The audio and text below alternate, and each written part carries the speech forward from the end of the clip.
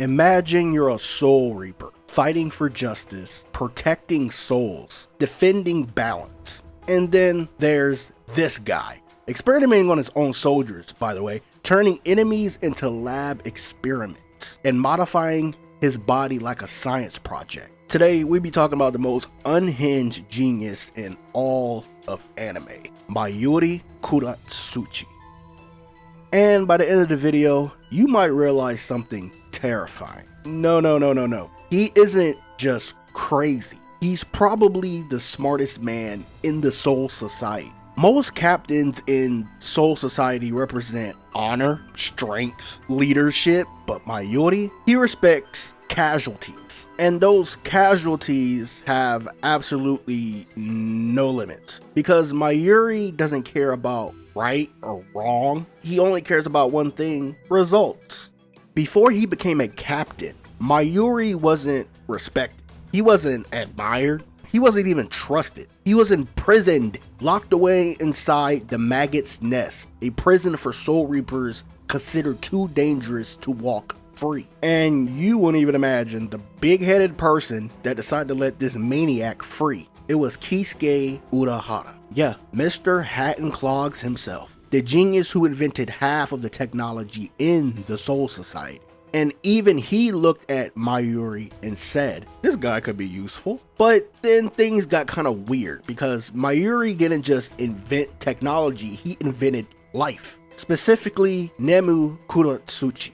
Now, for those who doesn't know what a Nemu is, if anyone else watched My Hero Academia, is also in there, but this Nemu is a synthetic human, his daughter, and a lab experiment. And the way he treats her, honestly, is kind of disturbing. Then comes the fight that made fans realize, this man is completely insane. During the Soul Society arc, Mayuri fought Uryu Ishida, and instead of just fighting him like a normal person, he casually started explaining something horrifying. He experimented on hundreds of Quincy's, including Uryu's grandfather. Now, here's the part that most people forget. Mayuri is just experimenting on others, right? He's experimenting on himself. His body isn't even normal anymore. It's basically biological laboratory at this point. Poisoned blood, detachable limbs, he even got hidden weapons in his neck, in his eyes. Like he just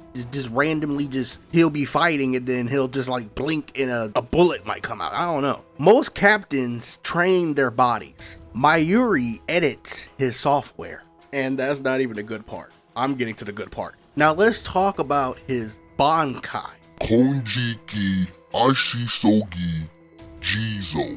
And if you ever seen this thing before, you already know. This thing is the creepiest thing I've ever seen. But here's the crazy part. Mayuri upgrades his Bankai after every fight. So if you defeat it once, it comes back redesigned specifically to kill you. Now, this is where Mayuri peaked when he fought Zalafuro Grants, another scientist, by the way.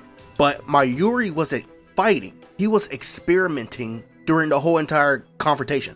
He injured Salafuro with a drug that slowed his perception of time. Think about that. So 1 second felt like 100 years. So when Mayuri stabbed him in the chest near his heart, Salafuro experienced the pain for centuries. He didn't even stab him in the heart. He literally stopped the blade before it touched his heart, broke his Bankai sword, and walked away like it was nothing. So now you're sitting there thinking you're gonna die, but you never do. So the big question here really is, what exactly is Mayuri? A hero? A villain? A monster? Yes, because the Soul Society needs him. Specifically, when problems become impossible, Mayuri would do things nobody else would ever do. But this is where it gets good. In the 1,000-year blood war, Mayuri somehow becomes even more insane. New experiments, new weapons, new monsters.